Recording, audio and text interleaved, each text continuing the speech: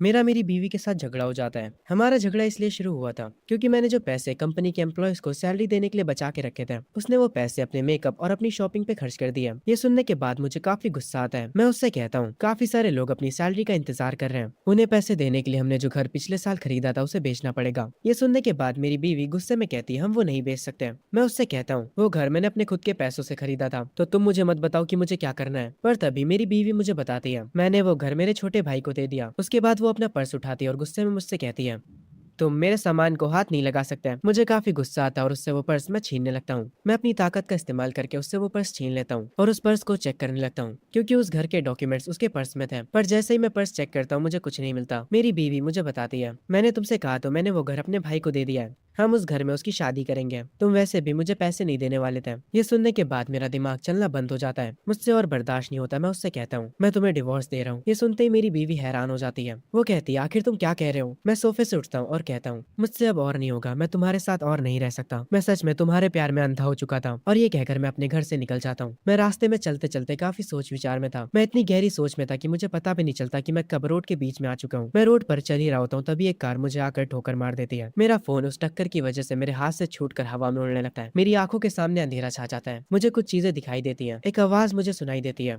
जब सब कुछ खत्म हो जाता है तभी सब कुछ शुरू होता है। और जैसे ही आवाज बंद होती है मुझे एक लाइट दिखाई देती है और अचानक से मेरी आंखें खुलती हैं। मैं तुरंत घबराया हुआ उठता हूँ। मेरे मन में एक ही सवाल था, मैं जिंदा कैसे बच गया। मेरा ध्यान अपनी आसपास की चीजों पर जाता है। मैं एग्जाम रूम में बैठा हुआ था। मुझे याद आता है ये एग्जाम तो मैंने कॉलेज लाइफ शुरू होने से पहले दिया था। मेरा ध्यान मेरे टीचर की तरफ जाता है। वो बिल्कुल वैसे ही थे जैसे वो हुआ करते थे। मैं अपने क्वेश्चन पेपर को देखता हूँ जिसमें डेट पड़ी होती है और ये कॉलेज एंट्रेंस एग्जाम होता है। मैं कसकर अपने पैर पर पंच करता हूँ और मुझे दर्द महसूस हो रहा था। ये पहली बार था जब दर्द होने पर भी मुझे खुशी होती है। मैं काफी एक्साइटेड हो जाता हूँ क्योंकि इस मोमेंट पर मुझे पता चल चुका था मैं टाइम में पीछे आ चुका हूँ। अब मैं अपनी गलतियों को दोबारा नहीं दोहराऊंगा। मैं तुरंत घड़ी की तरफ देखता हूँ। एग्जाम खत्म होने में 45 मिनट बचे थे क्योंकि अब मैं समय में पीछे आ चुका हूँ, इसीलिए मुझे टाइम का अच्छे से इस्तेमाल करना होगा। मैं तुरंत अपना पेपर लिखना शुरू कर देता हूँ। ये एग्जाम इंग्लिश का होता है। मुझे इंग्लिश इतने अच्छे से तो नहीं आती। पिछली बार मेरे एग्जाम खराब जाने की वजह से मैं एक बेकार के कॉलेज में चला गया था। मैं वो गलती दोबारा नहीं दोहराऊंगा।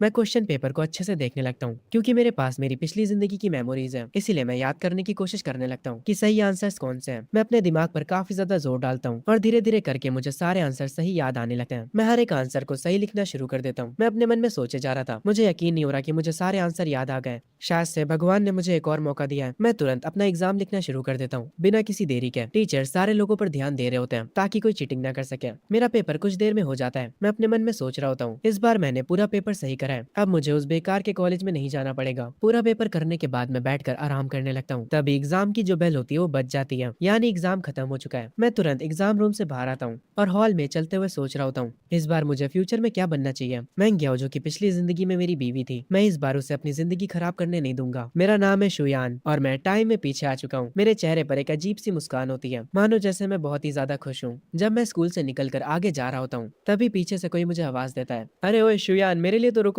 मैं तुरंत पलट कर देखता हूँ और मैं देखता हूँ मेरा एक पुराना दोस्त मेरी तरफ भागते हुए आ रहा होता है। वो कह रहा होता है, शुयान आखिर तुम इतनी जल्दी कहाँ जा रहे हो, तुमने मेरा इंतजार क्यों नहीं करा। मैं अपने उस दोस्त को देखकर खुश हो जाता हूँ। अरे मेरे भाई वे, तुम कहाँ रह गए थे। वे मेरे पास आता और मेरे कंधे पर हाथ रखता और कहता है, अरे यार मैं बस तुझसे कुछ ही दिन नहीं मिला था और तू मुझे भूल गया क्या, एग्जाम ने तेरा दिमाग खराब कर दिया। मैं उससे मुस्कुराते हुए कहता हूँ, अरे नहीं यार सब ठीक गया, चलो चलते हैं। वे मेरा स्कूल टाइम का बेस्ट फ्रेंड है और जरा इसको अभी देखो तो ये कितना जवान लग रहा है। इस बेचारे को पता भी नहीं कि आगे चलकर इसका पेट बाहर आ जाएगा और इसकी किस्मत इसको कितना परेशान करने वाली है। वे शुयान से पूछता है, तो तेरा टेस्ट कैसा गया। मैं उसे बताता हूँ। वो काफी ज्यादा अच्छा गया, मुझे पूरा यकीन है कि मैं किसी टॉप कॉलेज में जा सकता हूँ। ये सुनने के बाद मेरा दोस्त वे कहता है, क्या मजाक कर रहे हो यार, तुम और टॉप कॉलेज, ठीक है अगर तुम टॉप कॉलेज में चले गए तो मैं जिंदगी भर तुम्हारा गुलाम बन जाऊंगा।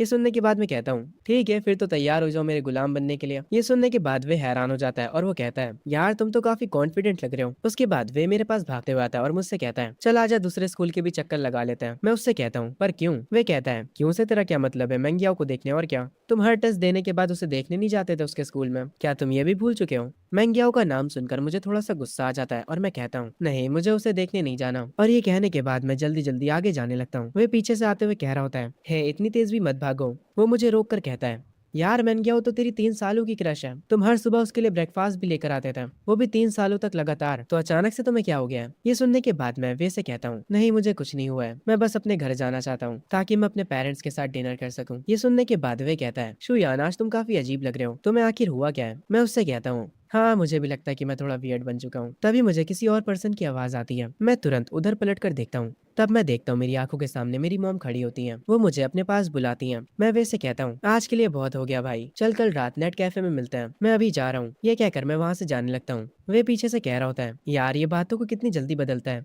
मैं अपने पेरेंट्स के पास भागते हुए चला जाता हूँ। मेरे मॉम एंड डैड दोनों मुझे लेने के लिए आए होते हैं। मैं उनके साथ कार में बैठ जाता हूँ। मेरी मॉम मुझसे टेस्ट के बारे में पूछती हैं। ये सुनने के बाद मेरे डैड जो कि कार को ड्राइव कर रहे होते हैं वो कहते हैं, हमने एग्री करा था कि हम उससे इस बारे में नहीं पूछेंगे, तुम उस पर प्रेशर मत डालो। मेरी मॉम ये सुनने के बाद कहती हैं, मुझे बस मेरे बेटे की चिंता है, ना कि आपके बिजनेस की। मैं आराम से कार में बैठा होता हूँ और मैं अपने मॉम डैड से कहता हूँ, आप लोग चिंता मत करिए, मैंने काफी अच्छा करा है। ये सुनने के बाद मेरी मॉम कहती है, क्या तुम सच कह रहे हो?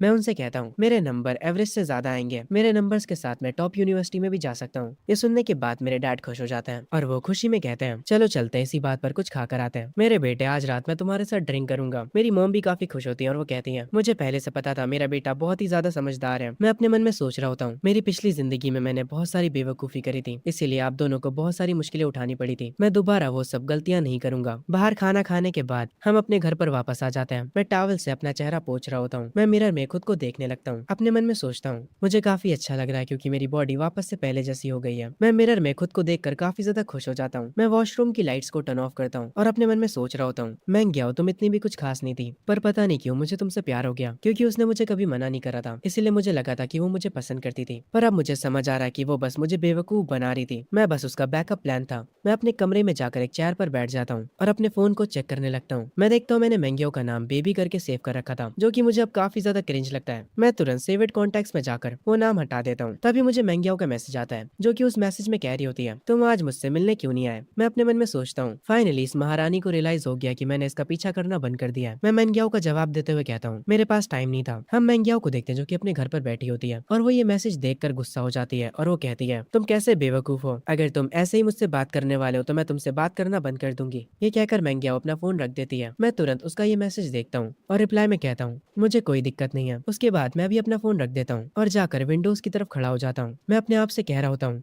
कॉलेज एंट्रेंस एग्जाम सिर्फ मेरा पहला स्टेप है। इन दिनों सिर्फ डिग्री से कुछ नहीं होता। काश मुझे लॉटरी के नंबर्स याद आ जाए। ई कॉमर्स भी काफी बढ़िया चीज है। मैं यूट्यूबर बनकर वीडियोस भी बना सकता हूँ और लाइव स्ट्रीम भी कर सकता हूँ, पर वो सब अभी से करना काफी जल्दी हो जाएगा। अभी 2040 चल रहा है। ओह, मुझे याद आया, एक स्टॉक काफी ज्यादा फटा था 2014 से लेकर 2015 तक। हाँ, मुझे सही चीज याद आई, स्टॉक मार्केट। वो स्टॉक्स 2000 पॉइंट्स से बढ़कर 5000 पॉइंट्स तक पहुंच गए थे। अगर कोई गधा भी वो स्टॉक्स खरीद लेता है तो वो बहुत अमीर बन जाएगा। पर स्टॉक को खरीदने के लिए मुझे पैसे चाहिए होंगे। मुझे किसी भी तरह पैसों का जुगाड़ करना होगा। मैं अपने कमरे से बाहर निकलता हूँ और मैं देखता हूँ मेरी मॉम हॉल में सोफे पर बैठकर किताब पढ़ रही होती हैं। मैं तुरंत उनके पास जाता हूँ और जमीन पर बैठ जाता हूँ और उन्हें मस्का लगाते हुए कहता हूँ, मेरी प्यारी और अच्छी मदर, मेरी बात सुनिए, क्या मैं आपसे किसी चीज के बारे में बात कर सकता हूँ? मेरी मॉम कंफ्यूज हो जाती है और वो कहती है, तुम्हें किस बारे में बात करनी है? मैं उनसे कहता हूँ, क्योंकि अब एग्जाम खत्म हो चुके हैं, क्या मुझे कुछ पैसे मिल सकते हैं? और ये कहते हुए मैं कुछ आंसू भी बहा देता हूँ। ये सुनने के बाद मेरी मॉम कहती हैं, ठीक है, मैं तुम्हें 500 दूंगी, जाओ और उन पैसों को मेरे पर्स से निकाल लो। ये सुनने के बाद मैं मेरी मॉम से कहता हूँ, मॉम, अगर मैं टॉप यूनिवर्सिटी में चला जाता हूँ तो मेरे ग्रैंडपा और ग्रैंड माँ और सारे लोग मुझे पैसे देंगे और मुझे ग्रेजुएशन पार्टी में भी काफी सारे पैसे मिलेंगे गिफ्ट में। क्या मैं वो सारे पैसे खुद यूज कर सकता हूँ? ये सुनने के बाद मेरी मॉम थोड़ा गुस्सा होती है और वो कहती है, तुम शैतान बच्चे, तुम्हारे एग्जाम अभी अभी खत्म हुए और अभी से तुम्हारी नजर पैसों पर पड़ गई है। ठीक है, चलो मैं तुम्हारी बात मान लेती हूँ। अगर तुम टॉप यूनिवर्सिटी में जा पाए तो वो सारा पैसा तुम्हारा है। मेरी मॉम से ये सारी बातें करने के बाद मैं अपने बेड पर जाकर सो जाता हूँ और डायरेक्ट सुबह ही मेरी आंखें खुलती हैं। मैं तुरंत उठता हूँ और अपने रूम से बाहर आ जाता हूँ। मैं फ्रिज में से कुछ एग्स लेता हूँ और किचन में आकर ब्रेकफास्ट बनाने लग जाता हूँ। मैं अपना ब्रेकफास्ट खुद से ही बना रहा था। ये करते हुए मुझे मेरी मॉम देख लेती हैं। वो मेरे डैड को बुलाते हुए कहती हैं, जरा यहाँ आइए, देखिए तो जरा हमारा बेटा क्या कर रहा है। मेरे डैड आते हैं और वो मुझे किचन में देखकर काफी हैरान होते हैं और वो कहते हैं, ये तो ब्रेकफास्ट बना रहा है। मैं अपने मन में कह रहा होता हूँ, मैं क्या शादी के बाद कभी भी किचन में नहीं आई थी। मैंने बहुत कोशिश करी थी उसे कुकिंग सिखाने की, वो बस मुझसे गुस्से में कहती थी, अगर तुम घर पे हो तो मुझे खाना बनाने की क्या जरूरत है? अगर मैंने तुमसे शादी करी है तो मैं खाना क्यों बनाऊं? मैं अपने मन में कहता हूँ, क्या पागल औरत थी वो। मैं अपने हाथों से बनाया हुआ खाना टेस्ट करता हूँ और वो काफी अच्छा बना होता है। मैं टेबल पर सबके लिए ब्रेकफास्ट लगा देता हूँ। मेरी मॉम डाइनिंग टेबल पर बैठकर मेरे डैड से कहती हैं, क्या ये हमारे बेटे का कोई डुप्लीकेट तो नहीं है? मैं उन लोगों से कहता हूँ, जल्दी से अपना नाश्ता फिनिश करिए वरना आप लोगों को काम के लिए देर हो जाएगी। मेरे डैड को मेरे हाथों का खाना काफी अच्छा लगता है और वो कहते हैं, शुयन, ये सब तुमने काफी मजेदार बनाया। आखिर तुमने कुकिंग करना कब सीखा? मैं अपने फोन को हाथ में उठाता हूँ और कहता हूँ, मैंने खाना बनाना फोन पर देखकर सीखा है। मैं अपने मन में कहता हूँ, अभी तक मैंने बस एक बार ही ब्रेकफास्ट बनाया है और ये लोग इतना ज्यादा खुश हो गए। मैं पहले कितना बेकार बेटा हुआ करता था। मैं बाहर वालों की सेवाएं करता था और अपनी फैमिली को बेकार ट्रीट करता था। तभी मेरी मॉम मुझसे पूछती है, शुयन छुट्टियों के लिए तुम्हारा क्या प्लान है? तभी सीन शिफ्ट होता है मैंगियाओ पर। वो अपना फोन उठाती है और शुयन के साथ अपनी चैट्स देखती है। शुयन ने अभी तक उसको कोई भी मैसेज नहीं किया होता। वो समझ नहीं पा रही थी कि आखिर शुयन को हुआ क्या है। वो शुयन को मैसेज करते हुए कहती है, आखिर चल क्या रहा है? क्या तुम आज भी मुझसे मिलने नहीं आने वाले हो? अगर तुम आज नहीं आए तो मैं कभी भी तुमसे बात नहीं करूंगी। मैंगियाओ काफी ज्यादा गुस्सा होती है। सीन वापस से शुयन के ऊपर शिफ्ट होता है। शुयन अपना फोन चला रहा होता है और वो कहता है, मैं इस बार अपनी लाइफ को एंजॉय करूंगा। वो अपने दोस्तों से बात कर रहा होता है और उनसे कहता है, ठीक है, मैं तुमसे वहीं पर मिलूंगा जहाँ पर मैं तुमसे हमेशा मिलता हूँ। सीन वापस से मेंगियाओ के ऊपर शिफ्ट होता है। वो घर पर लेटी टीवी देख रही होती है। फिर वो अपना फोन उठाती है और अपनी एक दोस्त को कॉल करती है और उसे बताती है, पता नहीं शुयन के साथ क्या हुआ है। पहले वो मुझे हर दिन गुड नाइट और गुड मॉर्निंग के टेक्स्ट भेजा करता था, पर कल से तो उसने मेरा रिप्लाई भी नहीं किया है। वो मुझे नखरे दिखा रहा है। मेंगियाओ की दोस्त कहती है, उसे इग्नोर करो और फिर वो भागता भागता खुद तुम्हारे पास आ जाएगा। जब उसे पता चलेगा कि तुम्हें इग्नोर करके उसे कुछ नहीं मिलने वाला तो वो तुम्हें और ज्यादा स्पॉइल करेगा। मेंगियाओ कहती है, इन ट्रिक्स का यूज करके वो मेरी अटेंशन लेना चाहता है। मैं कुछ ज्यादा ही स्मार्ट हूँ उसके इस छोटे से गेम में फंसने के लिए। तभी सीन शिफ्ट होता हमारे एमसी और उसके दोस्त वे के ऊपर। वे काफी हैरानी में कहता है, आखिर तुझे आज हुआ क्या है? तुम पार्ट टाइम जॉब स्टार्ट कर रहे हो? मैं उससे कहता हूँ, तुम्हें क्या लगता है हम पढ़ाई क्यों करते हैं? वे जवाब में कहता है, हम पढ़ाई एक अच्छे कॉलेज में जाने के लिए करते हैं ताकि हम एक अच्छी यूनिवर्सिटी में जा सकें। मैं वे से कहता हूँ, तुम एक अच्छे कॉलेज क्यों जाना चाहते हो? वे कहता है, ताकि हमें एक अच्छी जॉब मिल सके। मैं उससे कहता हूँ, तुम्हें जॉब क्यों करनी है? वे थोड़ा हैरान होता है और कहता है, ताकि हम पैसे कमा सके। मैं एक्साइटेड हो जाता हूँ और उससे कहता हूँ, अब तुम आए हो ना काम की बात पे, पैसा कमाना ही मैटर करता है। ये सुनने के बाद वे हैरान हो जाता है। मैं आगे चलते हुए उससे कह रहा होता हूँ, अगर तुम अभी कोई पार्ट टाइम जॉब नहीं ढूंढ लेते तो जब कॉलेजेस की छुट्टियां चालू होंगी तब तुम्हें कोई भी जॉब नहीं मिलने वाली। मैं एक शॉप पर रुकता हूँ और उनसे कहता हूँ, प्लीज हमारे लिए 2 लेमन लेकर आइए। वो शॉपकीपर कहती है, आपकी 2 ड्रिंक्स के हुए $16। ये सुनने के बाद मैं वे से कहता हूँ, चल बे वे पैसे निकाल, आज मेरी ड्रिंक के पैसे तुम दोगे। जब मैं अमीर हो जाऊंगा तब मैं तुम्हें $30 की स्टारबक्स की कॉफी पिलाऊंगा। वे बेचारे को घंटा को समझ नहीं आता। वो ड्रिंक्स के पैसे दे देता है। ये लोग आगे चलकर एक जगह पर बैठकर अपनी ड्रिंक्स पीने लगते हैं। अरे शुयन, मैं तुझे कुछ बताना चाह रहा था। मेरे पेरेंट्स ने मुझसे कहा है कि अगर मैं टॉप कॉलेज में चला जाता हूँ तो वो मुझे अच्छे खासे पैसे देंगे। ये सुनने के बाद मैं कहता हूँ, पर तुम अच्छे कॉलेज में नहीं जाने वाले, उम्मीद छोड़ दो। वे कहता है, तुम्हें कैसे पता मैं टॉप कॉलेज में नहीं जाने वाला? मैं उससे कहता हूँ, असल में मुझे कल रात सपना आया था कि बहुत मुश्किल से ही तुम सेकंड ईयर पर पहुंचे हो और मैंने अपने सपने में तुम्हारी बीवी को भी देखा और ये भी देखा कि वो तुम पर चीट कर देती है। ये सुनने के बाद वे गुस्सा हो जाता है और वो कहता है, अबे तेरी तो तू क्या बात कर रहा है? तू अब अपने दोस्त को श्राप देगा? ये सुनने के बाद मैं हंसता हूँ और कहता हूँ, अरे ठीक है यार, कोई ना होता है, चलो उस जगह पर भी चलते हैं। मैं अपने हाथ को पॉइंट आउट करता हूँ एक मीट म्यूजिक पब की तरफ। वे कहता है, नहीं यार मैं नहीं जाऊंगा, मैं बहुत ज्यादा थका हुआ हूँ। मैं मुस्कुराते हुए उससे कहता हूँ, ठीक है, अगर तुम्हें नहीं जाना तो तुम मत जाओ, मैं तो जा रहा हूँ। उसके बाद मैं उस शॉप में आ जाता हूँ। मैं उनसे पूछता हूँ, हाय, क्या आप समर वर्कर्स को हायर कर रहे हैं? एक एम्प्लॉय टेबल को क्लीन करते हुए कहती है, हमारे बॉस अभी पीछे वाले रूम में, आप थोड़ा इंतजार करिए। ये कहकर वो एम्प्लॉय बॉस को बुलाने चली जाती है। तभी मेरे पीछे से कोई बोलता और कहता है, हे हैंडसम, जरा इधर देखो। मैं जब उधर पलट कर देखता हूँ तो वो एक लड़की होती है जो कि काफी सुंदर दिख रही होती है। वो मुझसे कहती है, क्या तुम जॉब ढूंढ रहे हो? मैं उस लड़की से कहता हूँ, हाँ, मैं इस समर के लिए जॉब ढूंढ रहा हूँ। मैंने कुछ टाइम पहले अपने कॉलेज एंट्रेंस एग्जाम को फिनिश करा है, इसीलिए अब मैं फ्री हूँ। वो लड़की सोफे पर बैठ जाती है और कहती है, क्या तुम्हारे पास कोई स्किल्स है? मैं उससे कहता हूँ, हाँ, मेरी स्किल्स काफी ज्यादा है। ये सुनकर वो लड़की हंसती है और मुझसे कहती है, ठीक है, मैं अब तुमसे मजाक करना बंद करती हूँ, तुम खड़े क्यों हो, तुम भी बैठ जाओ। मैं सोफे पर बैठ जाता हूँ। वो लड़की कहती है, हमारी शिफ्ट 5 बजे से लेकर 11 बजे तक है, सैलरी 2800 से ज्यादा होगी और अगर तुम कोई भी छुट्टी नहीं करते हो तो 150 एक्स्ट्रा मिलेंगे। ये ऑफर कैसा है? ये सुनने के बाद मैं अपने मन में सोचने लग जाता हूँ, इस हिसाब से मुझे हर दिन 6 घंटे काम करना पड़ेगा। ये जॉब बाकी की जॉब से इजी है और सैलरी भी काफी ज्यादा है। मैं बिना देर करे उस लड़की से कहता हूँ, मुझे कोई दिक्कत नहीं है, तो मैं काम कब से शुरू कर सकता हूँ? वो लड़की मुझसे कहती है, तुम आज से ही काम स्टार्ट कर सकते हो। मैं ये सुनकर थोड़ा हैरान होता हूँ और उस लड़की से कहता हूँ, क्या मैं कल से नहीं शुरू कर सकता? असल में मुझे पहले अपनी फैमिली से बात करनी होगी। वो लड़की कहती है, ठीक है, कोई बात नहीं। मैं उस लड़की को अपना नाम बताता हूँ और उससे कहता हूँ, आपका नाम क्या है बॉस लेडी? वो कहती है, मेरा नाम पे यूवी है। मैं उस शॉप से निकलते हुए कहता हूँ, तो मैं आपसे कल मिलता हूँ मिस यूवी। जब हमारा एमसी यहाँ से जा रहा था तब वो लड़की यानी यूवी अपने मन में कह रही होती है, एक्चुअली हमारे पास लोगों की कमी नहीं है, पर इस जैसे लड़के का यहाँ होना काफी मजेदार होगा। मैं तुरंत अपने दोस्त वे के पास जाता हूँ और उससे कहता हूँ, मुझे नौकरी मिल गई, चलो अब यहाँ से चलते हैं। वे ये सुनने के बाद काफी हैरान होता है और वो कहता है, तूने क्या कहा? क्या जॉब पाना इतना ईजी होता है? मैं उससे कहता हूँ, और क्या, तुमने मौका गवा दिया। जो वहाँ की ओनर है वो काफी ज्यादा हॉट है, वो काफी ज्यादा सुंदर है और उसकी आवाज काफी प्यारी है। उसके बाल बहुत लंबे हैं और वो खुद भी काफी लंबी है। ये सुनने के बाद वी कहता है, अरे यार मुझे भी उससे मिलवाओ। ये सुनने के बाद मैं कहता हूँ, हाँ हाँ, सपने मत देखो,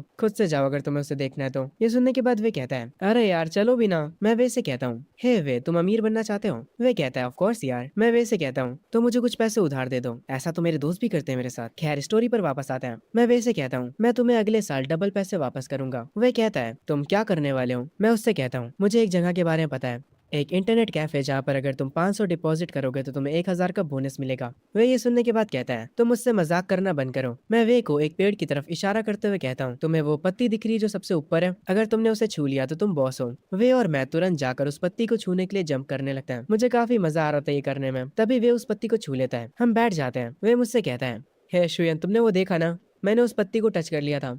हम दोनों ही घास पर बैठकर हंसने लगते हैं। तभी मैं वे से कहता हूँ, वे, तुम काफी लकी हो क्योंकि मैं तुम्हारा दोस्त हूँ इस लाइफ में। अगर मैं कभी अमीर बनता हूँ तो तुम भी मेरे साथ हो गया। ये सुनने के बाद वे कहता है, वो तो हमारा फ्यूचर ही बताएगा। सीन शिफ्ट होता है मेरे घर पर। मैं अपने मॉम एंड डैड के साथ बैठा होता हूँ और उन्हें अपनी जॉब के बारे में बता देता हूँ। ये सुनने के बाद मेरी मॉम कहती है, नहीं, तुमने अभी कॉलेज एग्जाम फिनिश करा है तो तुम अभी से ही काम क्यों करना चाहते हो? तुम आराम से बस घर पर मजे करो। मैं मेरी मॉम से कहता हूँ, मॉम, मुझे बस 2 महीनों के लिए काम करना है और उसके बाद जो पैसे मैं कमाऊंगा उससे मैं ट्रैवल करूंगा। ये सुनने के बाद मेरी मॉम कहती है, तुम कहाँ ट्रैवल करना चाहते हो और उसके लिए तुम्हें कितने पैसे चाहिए? वो पैसे मैं तुम्हें दूंगी। मैं अपना सर पकड़ लेता हूँ। मॉम को बनाना कितना मुश्किल है। मैं अपने डैड को आवाज देता हूँ ताकि वो इस मैटर के बीच आ सके। मेरे डैड मेरी बात इशारों से ही समझ जाते हैं। वो मॉम से कहते हैं, शुयान अब बड़ा हो चुका है, काम करने से उसे एक्सपीरियंस मिलेगा, इसीलिए ज्यादा चिंता करना बंद करो। ये सुनने के बाद मॉम कहती है, तो अब तुम दोनों आपस में मिल गए हो? वो गुस्सा हो जाती है। मैं मॉम से कहता हूँ, मॉम रिलैक्स हो जाइए, अगर डैड और आपकी फाइट होती है तो मैं आपकी साइड लूंगा। ये सुनने के बाद डैड कहते हैं, अरे तुम कितने पलटू आदमी हो यार, मैं यहाँ पर तुम्हारे लिए बात कर रहा हूँ और तुम मेरे ही खिलाफ चले गए। इस फैमिली मूवमेंट में सब हंसने लगते हैं। तभी शुयन को उसके दोस्त का मैसेज आता है। उस मैसेज में लिखा होता है, क्या तुमने ग्रुप चैट चेक करी? 2 दिनों बाद क्लास के सारे लोग मिल रहे हैं, हम वहाँ पर कैरियोके जाएंगे और साथ में डिनर भी करेंगे। शुयन अपने दोस्त से कहता है, मैं अभी बिजी हूँ, तुम पार्टी के लिए भी बिजी हो? मैंग्याओ भी वहाँ पर आएगी?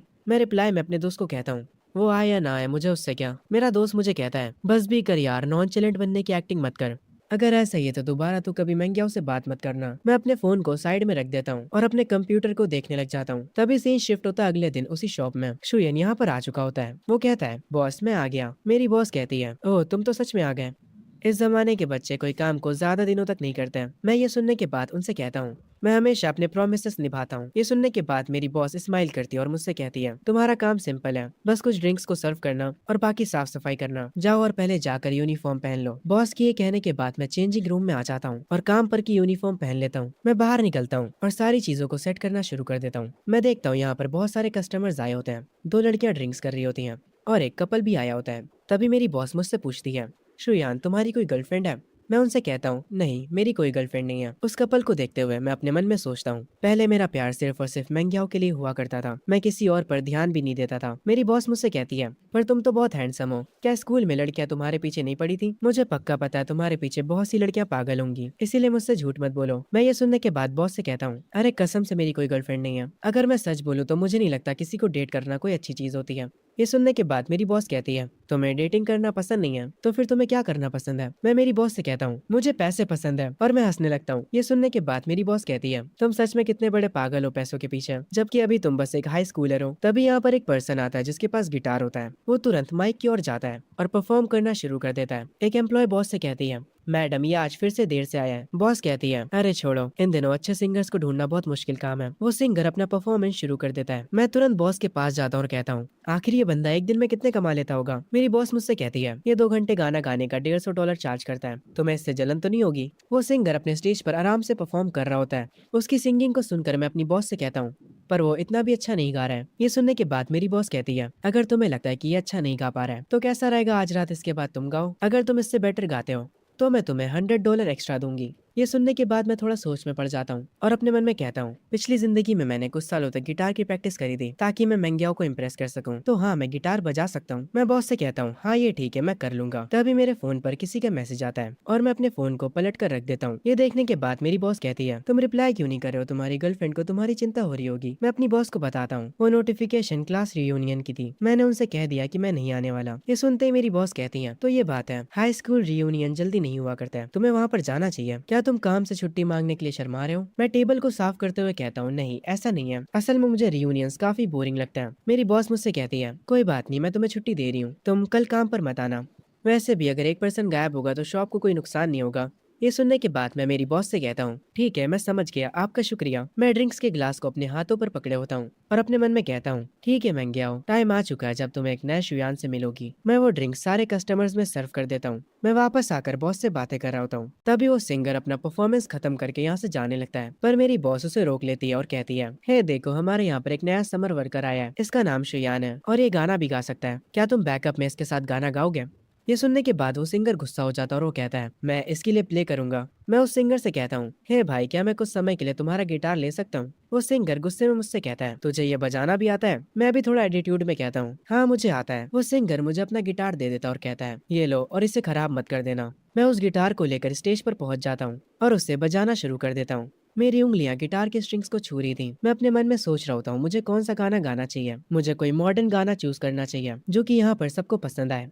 ठीक है, अब मैं गाना शुरू करता हूँ। मैं गाना गाना शुरू करता हूँ। मेरी बॉस मुझे देखने लग जाती हैं और सिर्फ मेरी बॉस ही नहीं बल्कि वहाँ के हर एक कस्टमर का ध्यान मुझ पर आ जाता है। मैं अपनी पुरानी मेमोरीज को याद करते हुए गाना गा रहा होता हूँ, इसीलिए मेरी आवाज में इमोशंस होते हैं जो कि उस सिंगर तक को हैरान कर देते हैं। उस शॉप की वेट्रेस भी मुझे देखने लग जाती है। मेरा पूरा फोकस गाने पर होता है। कुछ देर में गाना खत्म हो जाता है और जैसे ही गाना खत्म होता है सारे लोग मेरे लिए तालियां बजाना शुरू कर देते हैं। शॉप का हर एक कस्टमर मेरी तारीफ कर रहा होता है। मेरी बॉस भी मेरे लिए क्लैपिंग करने लगती है। मैं स्टेज से उतरकर बॉस के पास आ जाता हूँ। मैं काफी शर्मा रहा होता हूँ। मैं मेरी बॉस से कहता हूँ, आखिर सब लोग मुझे ही क्यों देख रहे हैं? मेरे साथ काम करने वाली दूसरी वेट्रेस मुझसे कहती है, शुयान तुम काफी अच्छा गाना गाते हो। मेरी बॉस कहती है, ये गाना सिर्फ अच्छा ही नहीं था बल्कि शुयन इस गाने को पूरे इमोशंस के साथ गा रहा था। वो सिंगर मुझसे आकर तुरंत अपना गिटार छीन लेता है और शॉप से तुरंत चला जाता है। मैं बॉस से पूछता हूँ, क्या वो सिंगर ठीक है? मेरी बॉस कहती है, उसके बारे में चिंता मत करो, मेरे पास आओ, अपना फोन बाहर निकालो और मुझे अपने वीचैट की आईडी दो, चलो हम एक दूसरे को ऐड करते हैं। मैंने तुम्हें $100 का बोनस देने के लिए कहा था। मैं अपनी आंखें नीचे करके बॉस से कहता हूँ, उसकी कोई जरूरत नहीं है बॉस, आपको मुझसे फॉर्मल तरीके से बात करने की जरूरत नहीं है। मैं तुरंत अपना फोन निकाल लेता हूँ। मेरी बॉस कहती है, फिर भी मैंने जो कह दिया वो कह दिया, मैं अपने वादों से पीछे नहीं हटती। तभी से ही शिफ्ट होता है मंग्याओं के ऊपर, जो कि सोच रही होती है, आखिर उसने मुझे अभी तक मैसेज क्यों नहीं करा? वो कर क्या रहा है? क्या वो मुझे पसंद नहीं करता? वो अपने लैंप को ऑन करती है और अपना फोन उठाकर शुयान को मैसेज करते हुए कहती है, क्या तुम कल रात रियूनियन में आ रहे हो? वो मैसेज शुयान के फोन पर आता है। इस वक्त वो वॉशरूम में नहा रहा होता है। मैंग्याओ उसके मैसेज का बेसब्री से इंतजार कर रही होती है। शुयान जाकर अपना फोन उठाता है। मैंग्याओ अपने फोन को घूरे जा रही होती है। शुयान अपने टेबल पर आकर बैठता है और मैसेज में कहता है, इसके बारे में कल बात करते हैं। उसका रिप्लाई देखकर मैंग्याओ उससे पूछती है, क्या तुम कल शाम को फ्री हो? शॉपिंग पे चलना चाहोगे? शुयान कहता है, देखते हैं, और ये कहकर शुयान सो जाता है। मैंग्याओ भी अपने बेड पर लेटी होती है, पर वो काफी गुस्से में होती है। वो अपने बेड से उठ जाती है और कहती है, मुझे काफी गुस्सा आ रहा है, वो बदल गया है, इसीलिए मैंने पहले उसे मैसेज करा पर उसने मुझे अच्छे से रिप्लाई भी नहीं दिया। मैंग्याओ ये सब अपनी दोस्त को बता रही होती है। उसकी दोस्त मैसेज में रिप्लाई देती है और कहती है, तुम होल्ड बैक क्यों नहीं कर पा रही हो? तुम बस उसे इग्नोर करो, वो बस नखरे दिखा रहा है। मैंग्याओ अपनी दोस्त से कहती है, तो अब मैं क्या करूँ? उसकी दोस्त कहती है, अब तुम्हारी बारी है नखरे दिखाने की। उसकी दोस्त मैसेज में मैंग्याओ से कहती है, कल के क्लास रियूनियन में तुम वहाँ पर डुआन के साथ जाना। जब शुयन तुम्हें उसके साथ देखेगा तो उसे जेलसी होगी। मैंग्याओ ये सुनकर कहती है, हाँ तुमने सही कहा। सही शिफ्ट होता है और हम वे को देखते हैं जो कि अपने बालों में स्प्रे मार रहा होता है और अपने बालों को सेट कर रहा होता है। वो अपने कोट को सही करता है और वापस से अपने बालों को सही करता है। वो मिरर के सामने खड़े होकर खुद को देखता है और अपने रूम से बाहर आता है। हम देखते हैं सोफे पर शुयान बैठा होता है। जैसे ही वे रूम से निकलता है वे शुयान से पूछता है, तो चल बता मैं कैसा लग रहा हूँ, क्या आज मैं अच्छा दिख रहा हूँ? शुयान कहता है, मैं यकीन के साथ तो नहीं कह सकता कि तू अच्छा दिख रहा है, पर अच्छा दिखने से ज्यादा तुम्हारे में एनर्जी ज्यादा लग रही है। तुम एकदम आज एक एनर्जेटिक पर्सन दिख रहे हो। ये सुनने के बाद वे कहता है, तुमने बिल्कुल सही कहा। वे भी जाकर सोफे पर बैठ जाता है। शुयन अपना फोन चला रहा होता है। वे उससे कहता है, आखिर तुम फोन में क्या कर रहे हो? क्या तुम किसी लड़की से बात कर रहे हो? पर जैसे ही वे फोन में झांक कर देखता है वो हैरान हो जाता है और कहता है, तुम प्रैक्टिस टेस्ट को सॉल्व कर रहे हो? क्या तुम पागल हो गए हो?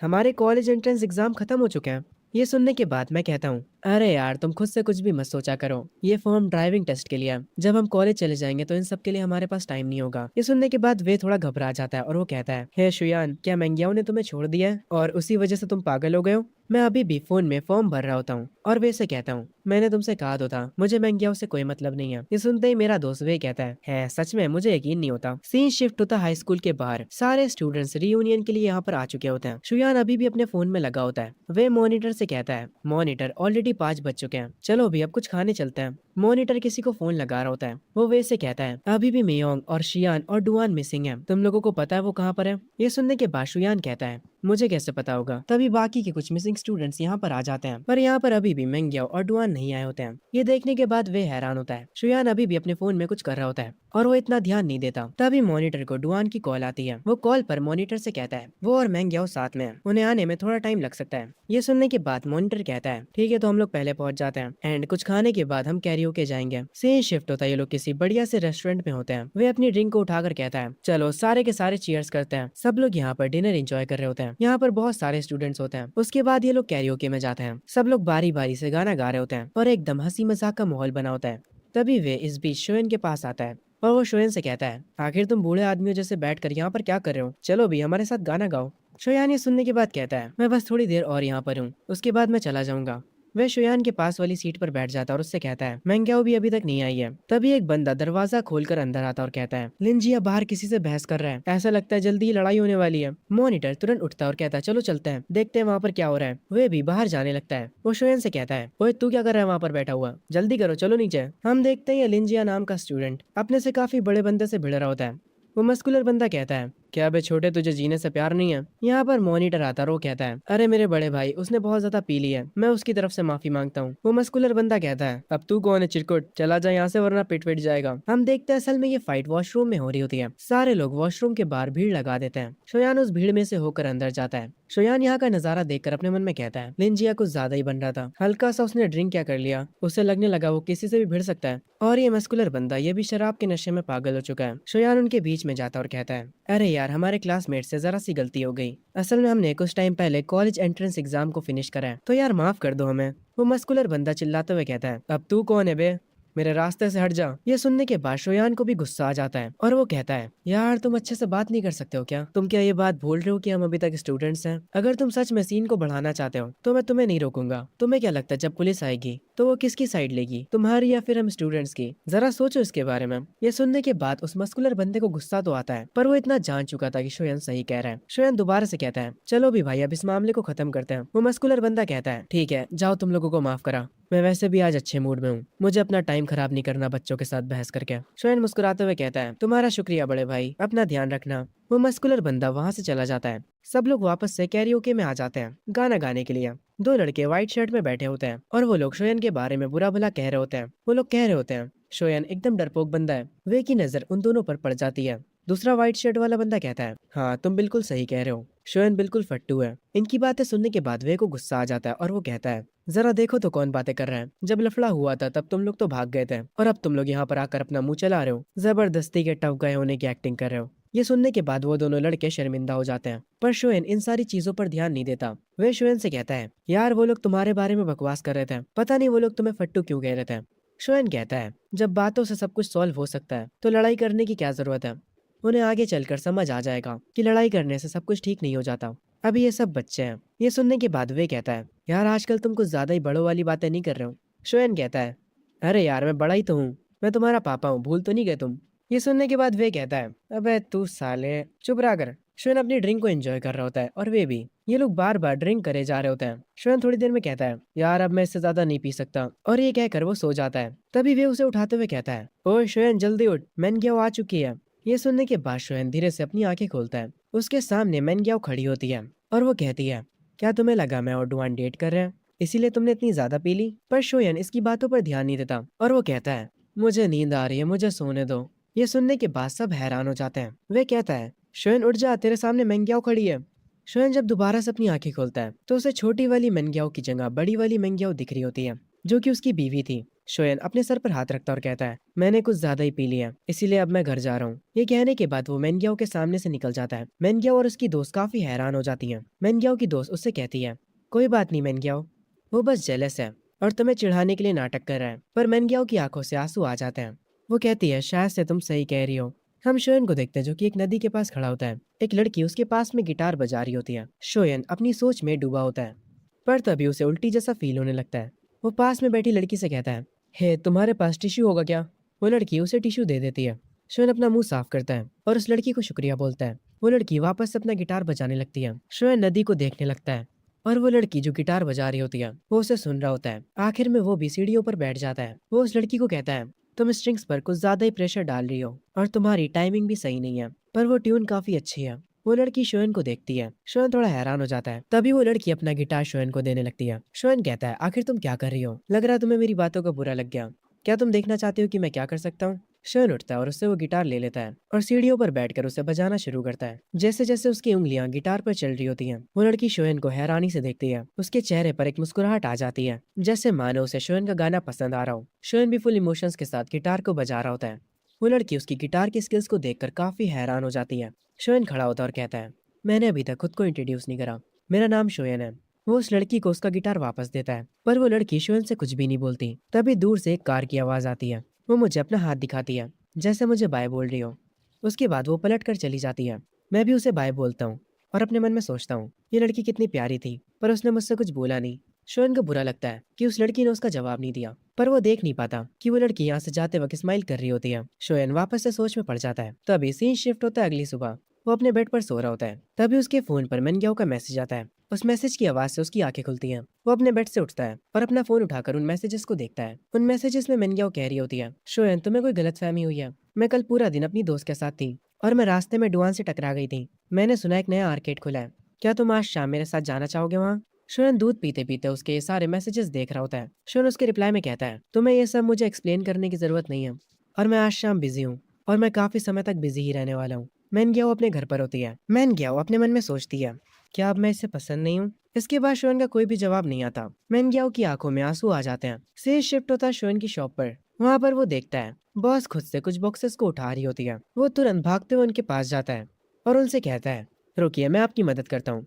उसके बाद शोएन इस काम में उनकी मदद कराता है। वो एक एक करके सारे बॉक्सेस को उनकी जगह पर रख देता है। बॉस एक वेटरेस से कहती है, देखा शोएन हमारे कितने काम आ रहे हैं। वो शोएन के पास जाती हैं और कहती हैं, इसको ही टीम वर्क कहते हैं, इससे चीजें आसान हो जाती हैं। वो दोनों स्माइल करते हैं। पीछे से वेटरेस कह रही होती है, समर के बाद शोएन जॉब छोड़कर चला जाएगा, ये कितना बुरा होगा। शोएन की बॉस उससे कहती हैं, तुम किस कॉलेज में जाने का प्लान कर रहे हो? शोएन कहता है, मैं शंघाई में जाने की कोशिश कर रहा हूँ। ये सुनकर उसकी बॉस खुश होती है और उससे कहती हैं, उसके लिए तुम्हें टॉप स्कोर चाहिए। समझ में आया? अगर मेरी उम्र 10 साल कम होती तो मैं सच में तुम्हारे पीछे पागल होती। ये सुनने के बाद शोएन स्माइल करता और कहता है, एक्चुअली मुझे बड़ी औरतें भी पसंद है, तो कोई दिक्कत की बात नहीं है। बॉस कहती हैं, बस भी करो शोएन, तुम भी ना। तभी हम उस लड़की को देखते हैं जिसने शोएन को अपना गिटार दिया था बजाने के लिए। वो शायद से अपने घर पर होती है। उसके कानों में हेडफोन्स लगे होते हैं और वो म्यूजिक सुन रही होती है। तभी उस लड़की की माँ कहती है, चिंग चिंग क्या तुमने डिसाइड कर लिया कि तुम कौन से म्यूजिक स्कूल जाना चाहती हो? उसकी मॉम उसके पास आकर बैठती हैं और कहती हैं, बेजिंग या फिर शंघाई?